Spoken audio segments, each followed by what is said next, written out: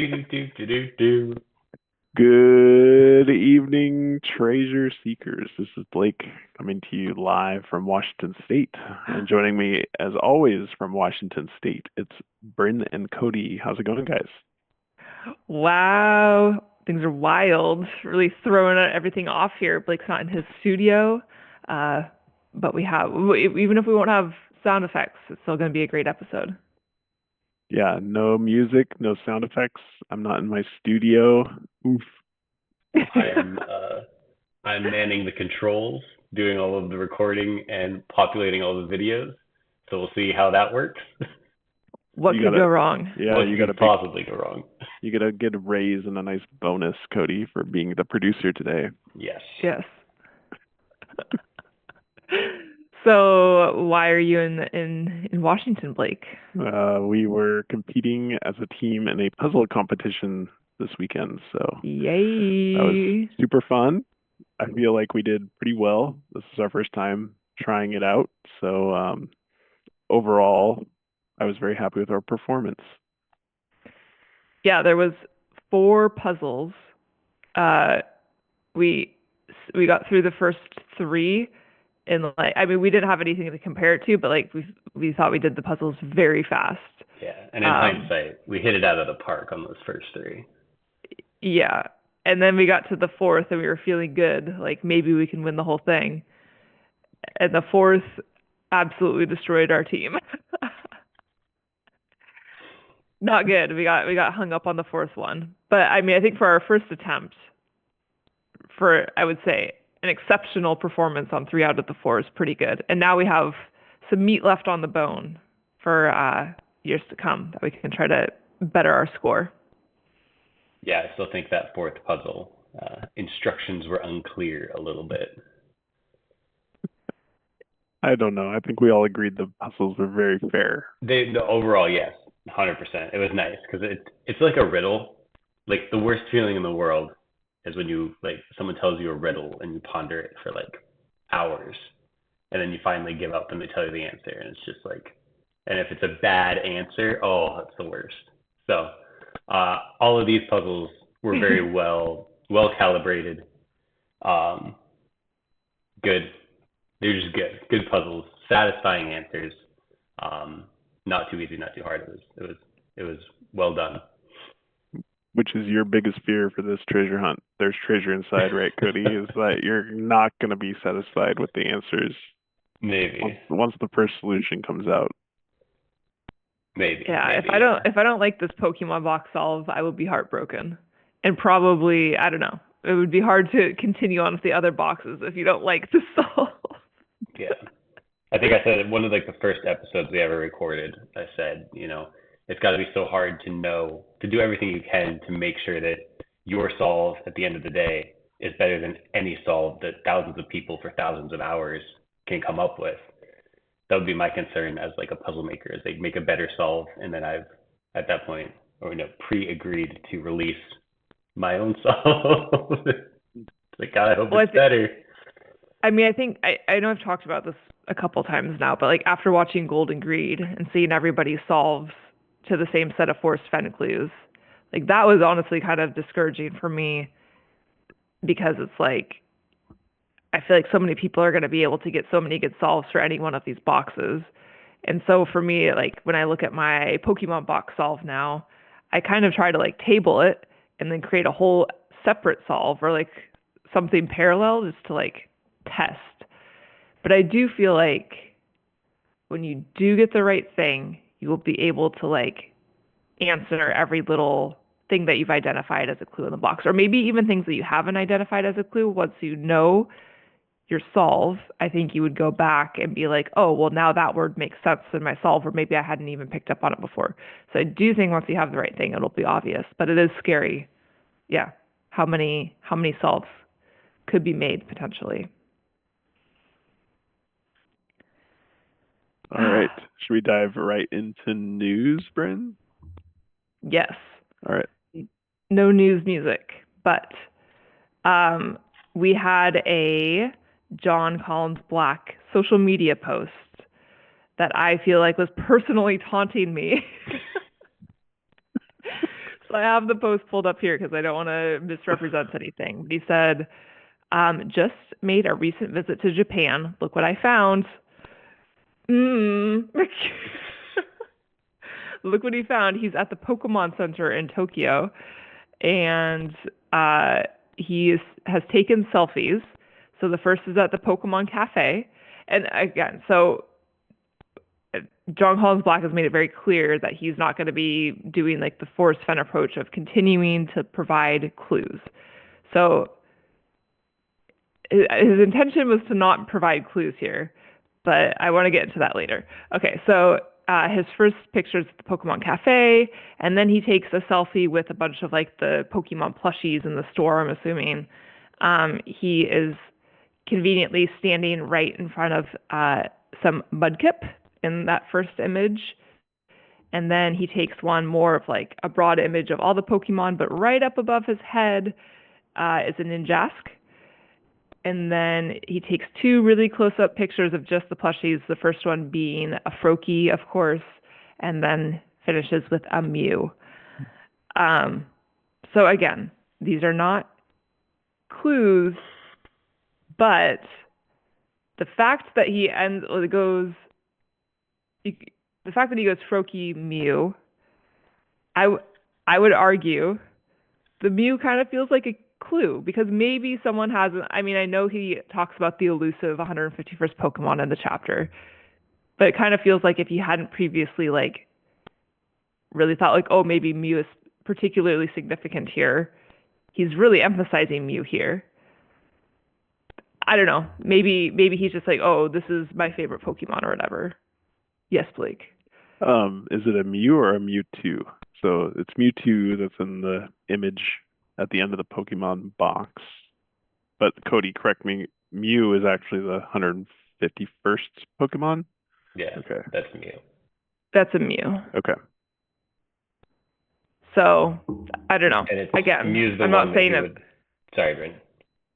I was just going to Go say ahead. Mew's the one that he was alluding to when he said mysterious 151st Pokemon in the text of that chapter 2 chapter. Yeah. So again, it's not like anything's like, oh wow, he's provided additional detail, but it seems like he's kind of emphasizing a couple things from his story. Not that really provides much more information, but it is what it is. And I don't know. It's just Pokemon box lives rent free in my head 24/7. I mean, honestly, I wake up in the middle of the night and I think about it for like an hour and then I'll fall back asleep. I make notes in the middle of the night. I think about it all day. Like it's bad. But Blake reassures me. He says that's how I'm going to find it because I think just kind of the constant thinking of it does. I spend a lot of that time challenging what I think that I've found and like going back on the path that I've taken, trying to find a new path. Anyways, this puzzle hunt that we did over the weekend was a good opportunity for me to disconnect from the Pokemon box. Can we regroup on socials real quick? So you follow Jon Collins-Black on Instagram, and then there's also you can register your email address on treasureinside.com. I don't think that message got through treasureinside.com. This was not an official message, but No. you were just following him on Instagram. Okay, thank you. Yep, just an Instagram post, and I believe I saw someone say that he posted it on an X, Twitter as well.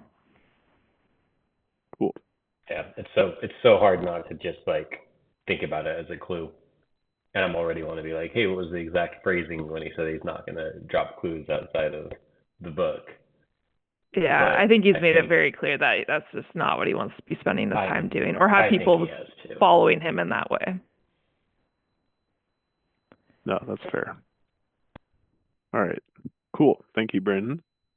I think we'll do horseshoes and hand grenades next. Either of you guys want to start? Do you want to go first or want me to go first, Ben? You can go first. Give people a break from me for a second. Well, I'm not going to give them a break from Pokemon because that is what nice. My horseshoes and hand grenades is about. So last that I talked about, kind of where I left off with my solve that's still kind of my front runner for Pokemon. It was the Clef Key Pokemon, the geolocking that led me to Clef Key and the France connection. And it was the keys, like musical keys, or kind of just the word keys as it can relate to anything with like opening a lock or music or geographical even, I guess. What kind of reinterested me in the Pokemon box is, well, I was playing Pokemon Go. And there's this thing called IVs for every Pokemon, which is, I believe it stands for individual values. So basically every Pokemon has like their base stats that for like every Pikachu, they'd have the same ones. But then there's the IVs, and in Pokemon Go, you can actually see what they are. I'm not sure in other, I can't remember, growing up, I don't remember ever being able to find them in like Pokemon Leaf Green or Fire Red or anything like that. So I'm not sure if you could see them if they were hidden previously, but in Pokemon Go, you can see them, and it's values between, I believe, 1 and 15 for, I want to say like attack, defense, and special. I'm not positive on that, but they're individual values, and they're different for each actual individual Pokemon you get, even if it's like 2 different Pikachus. So if you got 2 different Pikachus, they'll have the same base stats, but then this little IV modifier that adds on to it. So you could have one Pikachu that's actually stronger than another Pikachu, even though they have the same base stats. And those are called IVs. And I got interested in that because I was staring at that for a while, and then I thought, hey, wouldn't that be like an interesting or clever way to wrap like Roman numerals into something? And like, because IV would be a Roman numeral. Nice. So then I started thinking, okay, can I make a connection between, can I connect basically Roman numerals with anything? I know that's kind of a big jump, but I saw the IV, thought, hey, that's clever that it would be like a number in Roman numerals. And so then I kind of tried to link it back to music. So I got a couple different pictures I'm going to pull up here that's just like, they're overlaid with the Circle of Fifths. I don't think it's actual Circle of Fifths stuff. I think it's like recommended. I just don't know enough about music, but like essentially like recommended chord progressions or popular chord progressions. But you can see that like, and this will change by what key you're in, I believe. But you can see that depending on your key, there's different chords that would be classified under different Roman numerals 1 through 7. I believe it's 7, because that's how many notes are in a scale, I believe. And I'm kind of I want to be careful. I don't know enough about music to talk about it too in depth, but essentially there's ways to relate Roman numerals to notes in a scale depending on what key you're in. And then obviously we had talked previously about John Coltrane, who was big in the chapter, is like known for changing keys a lot. I'm trying to kind of figure out this, maybe like go back to the idea of not needing like an insane amount of knowledge on one subject. It may kind of break that rule, but I'm trying to figure out more. I'm trying to look more into music and see if I can find a way to like relate those Roman numerals. Originally, I was looking at the IV idea, but that's really just one Roman numeral, so it doesn't really help me at all. And it's every Pokemon has IVs, but what I did find is the Pokemon generations. So the Pokemon generations in Pokemon are always listed as Roman numerals. Pretty much everywhere I see them, they're listed as Roman numerals. And that's one where it does change a lot. And that's one where it's interesting that in the text of the chapter, he skips around through a lot of different Pokemon from a lot of different generations. So what I did do is, and I don't have this in front of me, unfortunately, so I can't show a photo on the screen, but I did make an Excel sheet a few days ago where I listed the generations of every Pokemon in the order that they were described in the book. And then for every key of like the 7 different keys, if you took the letter of the Roman numeral of the chord progression for that key, you'd have like 12 letters, all A through G. I didn't end up coming up with anything, and the biggest problem was it seems like you could. It seems possible. The biggest problem was when I listed them in the order they showed up in the book, I'd got a couple instances of like Generation 3 Pokemon 3 times in a row. And I know that any code would not have like 3 of the same letter any time in a row. So I think the biggest thing, if it was the correct thing to be doing, I'd have to find a different logical way of ordering all the Pokemon that he named. And so I could look into that a little bit. I think it's What if you put the mentioned Pokemon in order of their Pokemon number? Then they show up. It would be generation 1, 2, 3, 4, 5. Because the lower the number, the earlier the generation. So you essentially be ordering the generation number. So I think it would be a cool way to tie everything together and create a code. If you can create a reasonable code with just the letters A through G and like however many Pokemon it was, like 12-ish Pokemon. Which seems like maybe you could write something, but my last missing piece would be what order to put the Pokemon in. And then maybe if there was, I could check every key pretty easily because there's only like 7 of them. But knowing maybe there's some logic to what key to be looking at too. So possible way of going full circle. Yeah, how about just taking the letters that you derive and putting them in an anagram finder? Yeah. I could look into that. If I'm translating your solve correctly, the Roman numeral key gives you a letter, A through G. Yeah. Okay. But I also don't know what key I'm looking at. So basically, Okay. any words you could make with the letters A through G are all fair game with the amount of data I've got right now. So, but that would be the same problem we would have even if we're using the Coltrane circle or the circle of fifths. Yeah, exactly. So it really is the order that matters, unless there's a clever way to make more letters out of that. But yeah, it's not obvious to me how you do that. Yeah, if there was a logical way to know how to order the Pokemon and a logical way to know what key to be in, I think there's potential there for data to be hidden. But I think it's probably a little bit of a stretch, which is why it's under the old Horseshoes and Hand Grenades segment.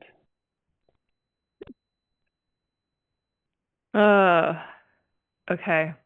Should I move on to my Horseshoes and Hand Grenades? Sure. Also Pokemon box. Shocker. So my Horseshoes and Hand Grenades goes back to the purple photo that if you listened, I don't know how many episodes ago, I kind of lost my mind going down a rabbit hole of different ways to manipulate this purple image to try to decode it in one way or another. And recently I was thinking again about the expanded reality because that seems very directly tied to like that final photo, that final purple photo. So I was trying to think of like the expand idea, like it to me is like, well, the picture almost looks like it could have been like stretched and warped in that way, but it's not as going to be something as simple as like re-squishing the image digitally. So I was trying to think of different ways that you could distort that image with expanded in mind. And then I was thinking through, we have through the looking glass connection, which mirror. So we have a mirror to be working with. And I know I had talked about, like I did the Cheshire cat illusion with the mirror down my face and was getting crazy there. So other ways to manipulate an image with a mirror. I looked into a cylindrical mirror. So it's the cylindrical mirror anamorphic illusion. So I think the most simple way of thinking about it is like when you're in school and you think of like if you looked in like a metal chair leg or a metal table leg and how that kind of like distorts an image around it, like it almost wraps the image around that cylindrical metal cylinder. And so there is artwork out there where people have like drawn artwork in the distorted way, like the pulled apart way, where then if you put the cylindrical mirror in the middle of that image, then you would get the correct, properly oriented, proportioned image reflected on the cylinder itself.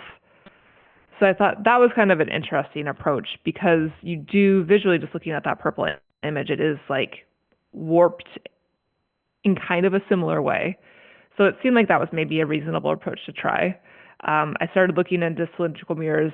Turns out that's really expensive. Not wasn't an investment I was willing to make, but we did find this roll of it's basically a roll of cheap mirror, reflective sticker essentially. So I ordered that, and I played around with kind of like making a tube bigger or smaller, maybe starting at like a toilet paper roll size or a toilet paper or paper towel roll size, and kind of, then expanded out from there and like moved it around the purple image to see what I could find. Nothing, nothing was like, oh wow, that's it. But I did find probably the one thing that stood out the most. I don't know if you're able to pull the picture up, Cody, but I kind of got like a weird, like skull or head, I would say. I would be more convinced if that was something that like immediately jumped out as like, this makes sense with my Pokemon box solve. Do you have any luck with the image, Cody? Oh, you can't see it right now? No. Yeah, I think the audience can see it, but we cannot. Oh, Sorry, okay. Bryn. Okay, Yeah. well that's okay. Do you see the skull that Bryn is referencing? Yeah. No, Okay. I have it pulled up. I'm 99% sure it's in the recording. Yep. I also definitely left my cursor in the recording for like 10 minutes. So this is why I can't be the producer. Fired. You no longer get your raise. That's okay. Okay, so yeah, people are now looking at my skull head.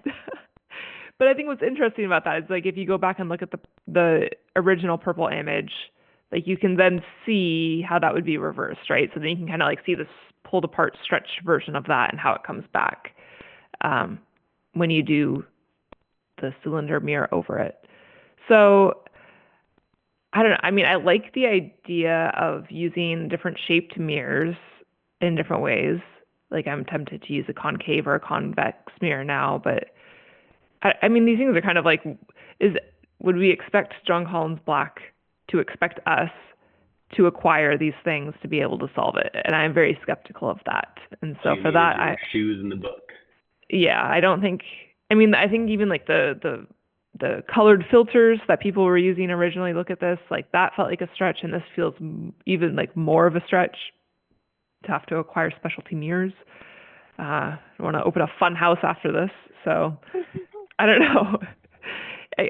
I liked the idea, but I'm not convinced of it, and so maybe I'll circle back to my weird mirror stuff at some point. But for now, what do they say in Shark Tank? I'm out. For that reason, I'm out. For that reason, I'm out. Yeah. I think in reference to your idea of how specific of a mirror do you need to get, I think it would definitely be like in play if it was a picture that basically worked against like any rounded mirror surface, and you could like even like you said, like a chair leg, or go up to like any kind of public building or statue structure that's kind of rounded and you could see it. I think that, if you have to like, oh, I need this very specific concave this ratio mirror to come up with, I need to see, that starts to feel like a little unrealistic. Well, now you're skewing me in the other direction, because maybe I should just be going out and using the concave and convex mirrors that I can find out in the public instead of having to acquire them. Maybe. I'm back Blake, on. you're doing a lot of head shaking. What are your thoughts on that? No, I think I agree with you, Cody. Is how do you orient this correctly? How would you get the measurements or the specs that you need? And maybe that information is in the chapter actually. It's kind of why I was skeptical, but that's a lot of steps to go through to find something here, and acquisition of materials. So I'm more in the Bryn camp right now of I'm out, but it's super interesting. I'm glad you found something interesting in that picture at least. Yeah, I guess my other argument for like maybe it could be something, or this is going down maybe the right path, um, is we know we don't need all the clues to solve a box. So it's like maybe like if you figure out how to solve the purple image, it's like a bonus to what could already be a full solve from the text alone or the other images. Anyways, Yeah, if anybody else has played around with mirrors, please let me know. the whole you don't need all the clues to find the treasure box. Upon initially hearing that, I was thinking, oh wow, that's great. We don't need to solve all the clues. That makes everything so much simpler. And I feel like wrapping my head around the whole idea of it, it's actually made things much more difficult because now it's like anytime he says this is how you need to do something, it's like, oh, but there could be other hidden clues that don't follow that rule because you don't need all of them anyway. I feel like it's actually made it kind of more muddied and more difficult in my mind that you don't need every clue than if it was just like, yeah, you need to find every clue and then you'll find the treasure box. For me, I guess I feel like in my head, I keep seeing things as like I have these buckets of clues as like circles of a Venn diagram that are all floating around. And if I can get like two to overlap, that's exciting. And then if I can like, the more I get to overlap to find that center solve, the better. And so it's like, I think you could be having a pretty solid solve with a few buckets of this diagram, but like the more that you can overlap, the better. And I think just the more that you can solve, the more confident you would be in your solve. But I could see how you could solve it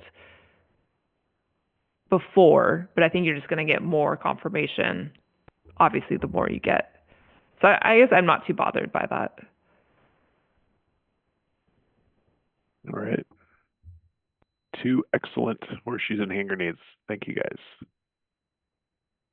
Should we dive into the mailbag? Mailbag, mailbag, mailbag.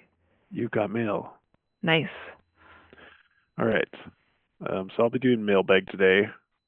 I've got some interesting Mammoth Cave based mailbags for next week that I'm putting together into a report for everybody. So we will do a different solve today. Today we are going to be talking about the past and future box. We got an email from Erik and or Laura. I'm not sure which. They didn't sign it. They said, this is a solve that I have been boots on the ground 3 times for and have exhausted my effort. Feel free to release this. So we do have permission to talk about this solve. Again, this is about the past and future box, and it's an Ohio-related solve for those playing along at home. The word search had state, line, divide, water, and Ohio. So they started by thinking about the state along the Ohio River, a state along the Ohio River. 19, which is in the word search, is the link to Indiana being the 19th state. Sapphire, which is one of the keywords in the word search. The Delphi sapphire popped up on Google when searched. Delphi, Indiana, has a sapphire blue quarry there. So I thought that was pretty interesting. There's also a huge quarry in Delphi, Indiana. U.S. aggregates drive past coming into Delphi. I think that's the name of the mine. Erie is in the word search twice. And I know Erie has been, like Lake Erie, Erie has been controversial because of the proper noun warning. But do remember, and this is my own commentary, do remember that some proper nouns may be ignored, is the quote in there. So we might be using some as well. The Underhill Towpath Trail in Delphi has 2 tunnels and 3 bridges on it. It goes along a highway, in parentheses, counting traffic. And when the kilometers is converted to miles, it's 5.033, all single-digit numbers in the word search. So 5.033 is pretty precise. So I'm a little bit skeptical of that part, but regardless. Trail crosses the Erie Canal twice. Rail lines were part of the trails. They are called rail trails. And the parking lot is round. Round, also a keyword in the word search, which is one of the most frustrating words in the word search because it could apply to so many things. And then the cryptogram translation onto boots in the ground, boots on the ground. When you walk the trail, you go by farm fields, through trees, past a post in Erie Canal from the old locks, past a large tree in the middle of a trail, to a place called Sunset Point. So, assuming that's where beauty sheens, where the Wabash River and Deer Creek converge, a sunset viewing point. There's a newly placed bench, in parentheses, about the same time boxes were hidden there in memory of a person with the last name Black. And that's important because in memory of my grandparents is in the paragraph right above the cryptogram. Interesting. That was one I was most excited about. I thought Yeah. that was a really good connection. Mm-hmm. It's the only bench on the trail that is in memory of someone. The Erie Canal also goes from 50 foot wide to a small ditch at Sunset Point. So strong to stream is the translation there. This person said, I could connect every word in the word search to this location besides lemon, walk, dirt, square, 11, and 12. And so they think this is a strong solve, and they've traveled, 3 times to go boots on the ground here. And so they wanted to release this solve because if anyone finds it here, we will all know. So feel free to share this. Bragging rights. Love the podcast. Happy hunting. That was, again, from either Erik or Laura or both. But that was, I just love hearing other people's full solves to get little nuggets out of those things, like that bench in memory of Black, in memory of the grandparents, I thought was super cool. Mm-hmm. I don't know if you guys have thoughts on that, additional thoughts on that message. I think when I hear, go ahead, Cody. No, you go. I think when I hear other people's solves, it keeps coming back to struggling with there not being a solve out yet, so not knowing how to calibrate JCB's thought process here, essentially. And I think for me, I keep trying to maybe not force, I keep anticipating very clever things. And I think like this solve in particular feels like very, almost like linear. It all makes sense, like the clues line up and they're following the clues in that way, which 100% could be what you're supposed to do. Like these numbers in the word search, you could see them here in this way. And so I like the way that they followed it that way, and the connections that they've made feel good. I think personally, and maybe I'm just being too optimistic or hopeful, but I guess keep hoping for something very clever, and it won't be like so black and white, like these numbers are used because you see them here. That's just my personal take. Or like a place to sit wouldn't necessarily be a bench. But I know there's going to be like a happy medium there because it can't be like totally cryptic and out there. Otherwise, no one's ever going to find these things. Anyways, all that being said, I do think that has some very interesting connections in it. Cody, you had some thoughts as well? Yeah, I like it. I really like that it's so linear and so kind of on the nose with everything. I like that there aren't any wild, like big stretches. It's all right there in front of you. I think that while I partially agree with Bryn that I think there's probably going to be one or two little clever things, like, oh wow, that's cool, would be my expectation in the correct solve. I think that a lot of it does need to be kind of pretty grounded and linear, and I liked it so much that this one was. As you were reading through it, the one thing I didn't like originally was I feel like I'm not going to be satisfied unless there's a pretty clever answer to the whole tally all the traffic thing. And when they were saying that their answer to that was like, oh, it's by a road with cars, I was like, oh, it's got to be more than that. But then when you hit the bench, it's like, okay, that's at least halfway there for me. Like that's a good connection. So it kind of lost me and then got me back on that point there. Yeah. There was one other thing I wanted to say, and I think I lost it.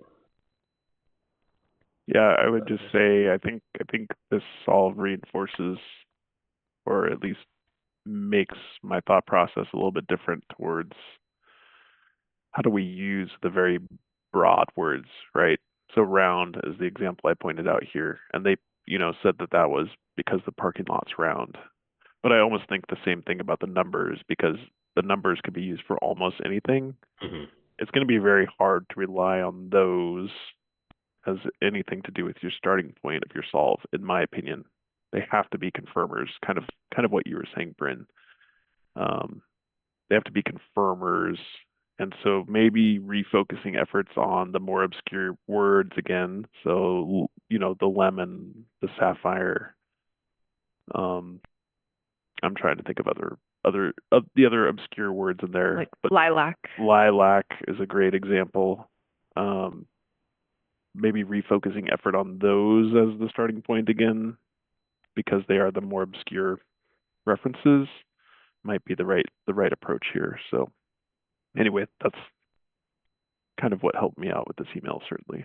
Yeah, and with the sheer quantity of words that you kind of expect to make a connection to, a lot of them are going to have to be very broad, and so like you're saying, it's going to be tough to start with those ones and narrow it down in any way. The one other thing I did want to say, I remembered, did they make any reference to some of the word search solves that are kind of unanimously agreed upon in the community at this point, like the 5 clues in word anagram, search. 5 clues, that stuff?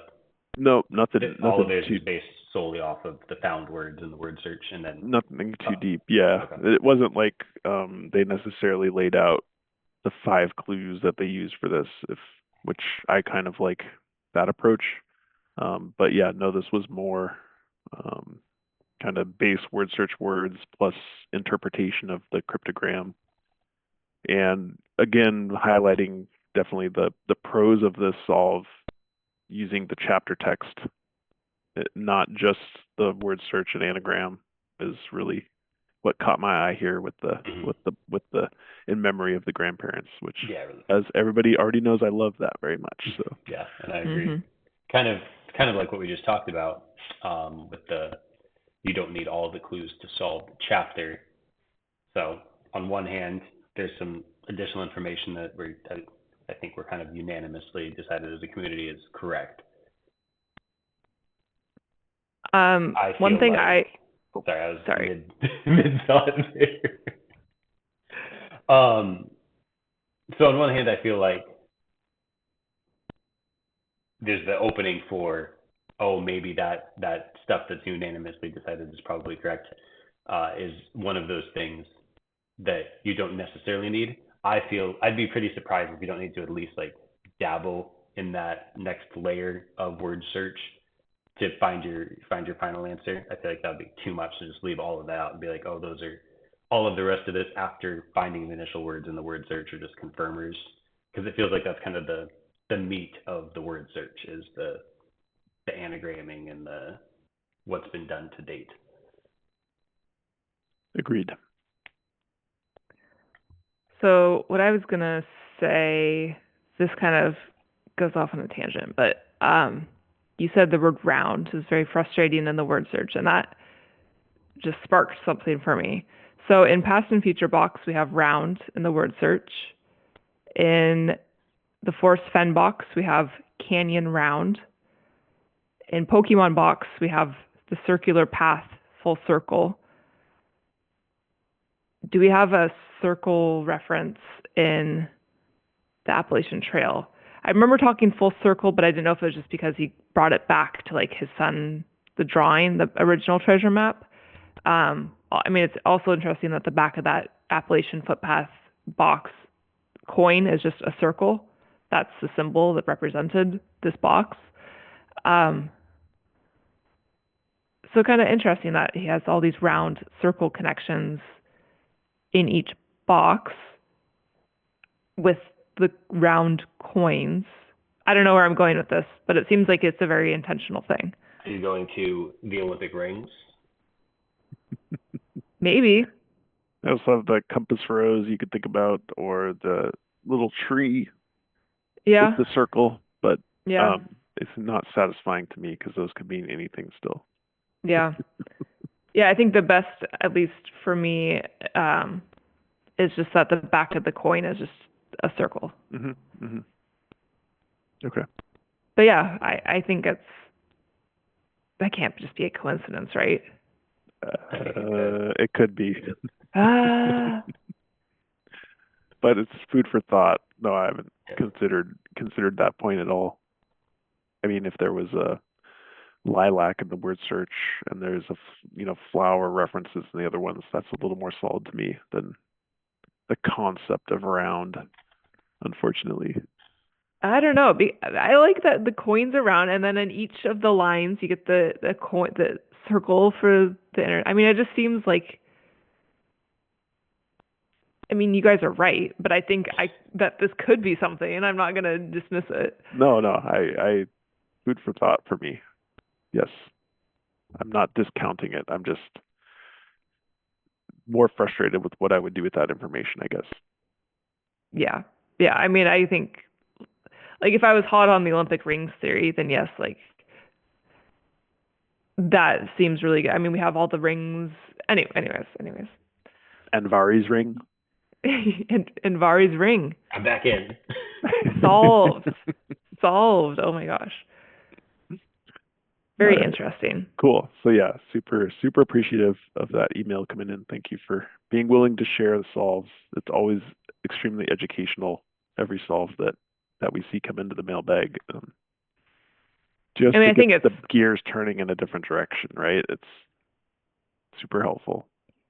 Yeah. I mean, even if someone doesn't like think the solve is right, it at least forces them to think through their solves in a different way, or potentially just spark some new ideas. Mm-hmm. Mm-hmm. All right. Should we dive into Discord detectives?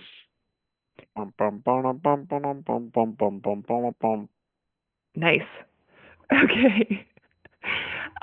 So for Discord detectives, I like to keep a close eye on the Calazar's Discord, specifically, well, Pokemon is probably what I keep up with the most. But then I also like to keep an eye on the coin discussion. I don't even know what to call these. Is that a Discord? The coin discussion Discord, or is that a thread channel? It's a channel within the channel. It's a thread within the Calazar's channel, probably. Yeah, some combination of those words. I just like to see what people are up to thinking through the coins, because I don't know. It's just Bryn is off of the hand theme onto the round theme. I'm now on the ring theme. Anyways, this actually popped up just recently, and I really liked it. So this is for past and future box, like this example specifically. So past and future box, someone measured that coin angle, which I know a lot of people have, so about 137 degrees. But this person was saying that this is, I can't remember how close to perfect, to the golden angle. So the golden angle is derived from the golden ratio, which feels important for past and future box because we have state of gold. So that gold connection, specifically within past and future. I like that the golden ratio, so golden ratio is significant in both nature and art. And if you think about like the golden ratio, I think people mostly would think of like that kind of seashell spiral, and then you have like the lines over it to give you a visual of the golden ratio. So obviously very significant in like design and art. aesthetics, but then also in nature as well. So that feels like a win because of all the art connections that we have in the book, and also all these obvious like flower, botanical, nature connections, water. So that felt significant. And then also it's closely related to the Fibonacci number sequence. And obviously we have a lot of number action happening in this book. So for all those reasons, the golden angle feels pretty important to me now. And so I think that this was just a really recent discussion that was coming up in Discord. And so I'm curious to have eyes on what people have to say in response, and maybe some other connections that they can be making with the golden angle itself. Yeah, I think this is a good discussion point. I don't think you guys have seen any of the videos from YouTube user and Discord user, the management, have you? I haven't, no. Just a couple. So yeah, she has a full video on the golden ratio actually, and looking at some of the box designs mainly, and goes into some interesting geometry with the golden ratio and other concepts as well. So this is a good opportunity to shout out the management on YouTube. I'll try to track down the video so we can post a link to it too on the golden ratio. But I will assume that video might pop up in this Discord discussion as well. Yeah. But yeah, anything I'd be we can curious do, to watch. anything we can do math-wise is, I think, pretty satisfying in terms of nailing down a clue at some point here. Yeah, I think with any solve, any box solve, it's like at some point you have to get like something tangible to find a specific location. So I agree that feels like a big win.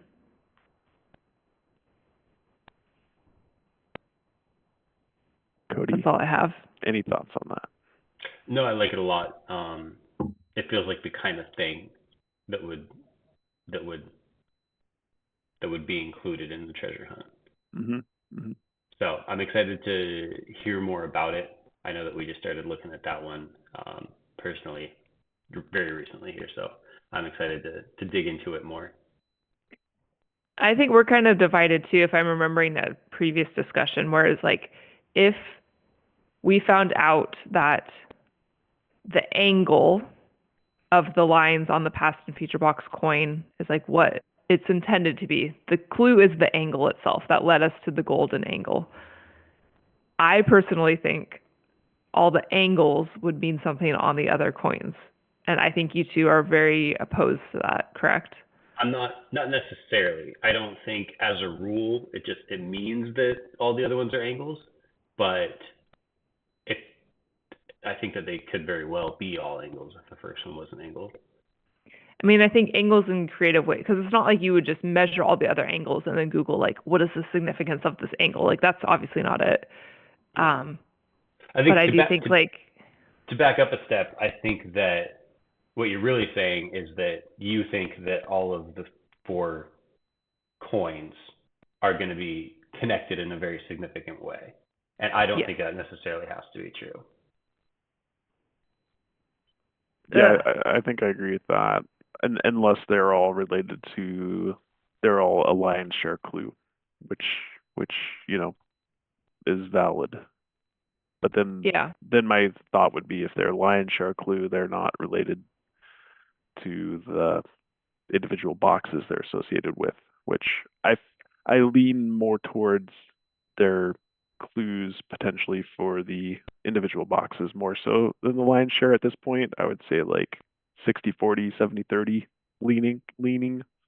But yeah, I'm not set on any theory on those right now. Yeah, my problem with them being connected in a very significant way is it feels like once the first one's solved and it releases that solution, you'd instantly solve all the coins. And it feels like, again, my trademark, too big a bite. But I think there would be clever enough ways, like if you like solved each coin the same way based off of that first solve, I think there's plenty of layers and creative, clever ways that like an angle could be used in one way versus another that you wouldn't automatically understand. Yeah. Like maybe that. one's the golden angle and one's supposed to be like the angle between something and the sun and the moon, or I don't know. I'm just saying I think there's different ways to be the same but different. Mhm. I will also say I'm interested to see what you guys feel about this. Going back to the golden angle, for me personally, if that I haven't checked it myself yet, if that angle is 1 degree off, I'm 100% out on Well, yeah. anything having to do with the golden angle. It's not, oh, this is so close to being the golden angle. It either is or it isn't to me. So I have not fact checked this, but on the post he says, I measured the past and future coin to within a few tenths of a degree. The golden angle is approximately 137.5. Yeah, a few tenths. So I'm a few in on. tenths That of a seems degree. like possible. Something like even JCB saying, hey, I want this design on the coin instead of gold, making it, but within tolerances of 0.2 of a degree. I could see that happening. But yeah, if it was like, if you put them up together in front of a window and looked and it's like a little gap between the lines, then I'd be totally out. To me, it just has to be it or not be it. And I bring that up because I remember having a conversation previously about something that was like, a lot of people are like, oh, it's very close to this. Right, the Kachina, California. Oh, so yeah, we have two different things here. Go ahead, Bryn. It wasn't the California, Nevada, like isn't that not perfect with the past and future box? I think it's extremely close. There's questions about the curvature of the Earth and how that would, right? So it depends on the map. I was thinking the Kachina circle, the Hopi calendar, that one certainly was not. That was pretty far off. Even though by eye it looks the same, when you overlay them, that was pretty far off. Mm-hmm. Yeah.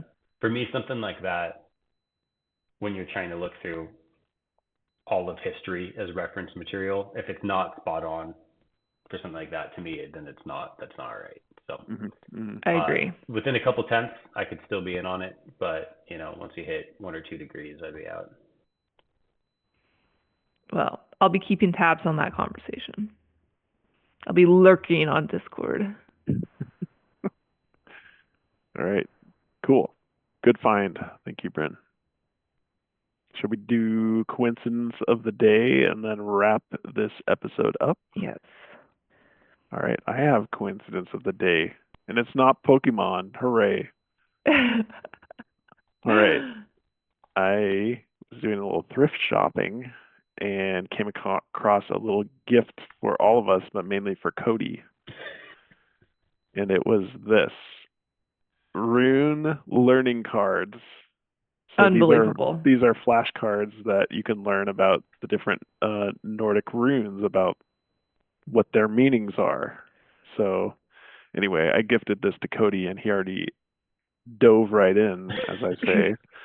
And we found this particular rune here. It was also the first one I looked at. It was. Oh, it was the first one I pulled out of the stack. Ultimate coincidence of the day, which is Wunjo, letter W and V, pronounced Wunjo. Theme, joy.